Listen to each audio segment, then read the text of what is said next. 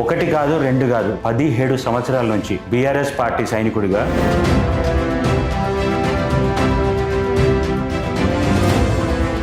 BRS party నాయకుడు అనకుండా BRS party సైనికుడు అన్నారు. ఏమన్నా ఫీల్ అవుతున్నారన్నా? లేదు, నేను సైనికుడిని అన్న. సైనికుడేనా? 100% సైనికుడిని.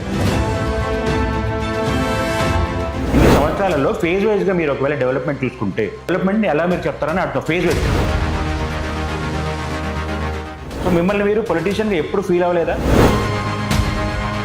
రిప్రజెంటేటివ్గా కేసీఆర్ గారు కానీ కేటీఆర్ గారు కానీ ఎడ్యుకేషన్ డిపార్ట్మెంట్ మినిస్టర్స్ కానీ ఇలా ఈ ప్రాబ్లం ఉంది, ఇక్కడ ఇంతే ఉంది, ఇంకా ఇన్ఫ్రాస్ట్రక్చర్ పెంచాలి అని మీరు వాళ్ళ దృష్టికి తీసుకెళ్ళలేదన్నా? తీసుకెళ్ళడానికి గురుకులాలు పెట్టినారు. ఆ గురుకులాలు పెట్టిన గురుకులాలను ఈ 17 years ఈ జర్నీలో మీరు ఇంతవరకు ఒక పదవి తీసుకోలేదు, ఒక పోస్ట్ తీసుకోలేదు, ఒక టికెట్ తీసుకోలేదు. మీరు తీసుకోలేదా? మీకు రాలేదా? మీరు ఇన్నిసార్లు అడుగుతున్నాను, గవర్నమెంట్ డిస్కస్ చేస్తున్నారు. లింగంపల్లి కాన్స్టిట్యుయెన్సీలో కొంతమంది కార్పొరేటర్లు కాంగ్రెస్ పార్టీలోకి మారారు. వాళ్ళు మారిపోయారు కాబట్టి బీఆర్ఎస్ క్యాండిడేట్లను వేరే నిల్చోబెట్టారు అనుకోండి. అవును. అప్పుడు ఈ ఫైట్ని ఎలా మీరు రోజు అదే పని అంటే మేము ఎలక్షన్లు ఎప్పుడు వస్తాయి ఎప్పుడు లేదు అనేది గవర్నమెంట్లో ఉన్నోడికి నుంచి ఉండి తర్వాత కూడా మీరు ఇప్పుడు కంటిన్యూ అవుతున్నారు కదా, మరి మిమ్మల్ని నమ్మి ఎందుకు మీకు ఒక టికెట్ కానీ ఒక పోస్ట్ కానీ ఒక పదవి ఇవ్వాలనేది ఎందుకు పార్టీ దృష్టికి వెళ్ళట్లేదు? సమయం వచ్చినప్పుడు వాళ్ళే ఇస్తారన్న. ఈ 17 years టైంలో మీకు ఎప్పుడన్నా అంటే అసలు మా పెద్ద మీ పాలిటిక్స్ అని ఎప్పుడన్నా అనిపించిందా? చాలా సందర్భాలు అనిపిస్తాను. మళ్ళీ ఎట్లా మోటివేట్ అవుతారు? పాలిటిక్స్ అనేది ఒక వ్యసనం. ఇది అంటే సిగరెట్ తాగేటోడే ఒక వ్యసనంలా ఫీల్ అవుతారు, మందు తాగేటోడే వ్యసనంలా ఫీల్ అవుతారు. మీతో పాటు పాలిటిక్స్లో స్టార్ట్ అయిన వాళ్ళు చాలా మంది ఉండొచ్చు, మిమ్మల్ని దాటి మీకంటే నెక్స్ట్ లెవెల్కి ఎదిగిన వాళ్ళు ఉండొచ్చు. అందులో అది చూసినప్పుడు ఎప్పుడు మీకు బాధ అనిపించలేదు? నేను ఎప్పుడు ఫీల్ అవ్వనన్నా. నేను గొప్ప చెప్పుకుంటా, షేర్లింగంపల్లిలో మీరు బీఆర్ఎస్ నే నిబద్ధతతో ఉన్నారు కదన్నా. ఉన్నాను. ఆ స్ట్రాంగ్ పాయింట్ ఏంటన్నా? కేసీఆర్ గారే మా నాయకుడు, కేటీఆర్ గారే కేసీఆర్ గారిని నాయకుడు కంటే ఒక గాడ్ ఫాదర్ తీసుకుంటాను. తెలంగాణను తీసుకొచ్చిన నాయకుడు, తెలంగాణ రాష్ట్రాన్నే తీసుకొచ్చినవాడు.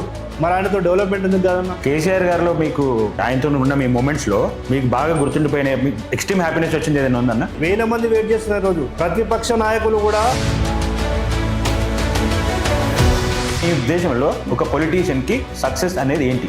ఎప్పుడు పదవి రావటమా, టికెట్ రావటమా, లేదా ఏంటి మీ ఉద్దేశంలో సక్సెస్ అంటే? నా ఉద్దేశంలో వాడు రోజు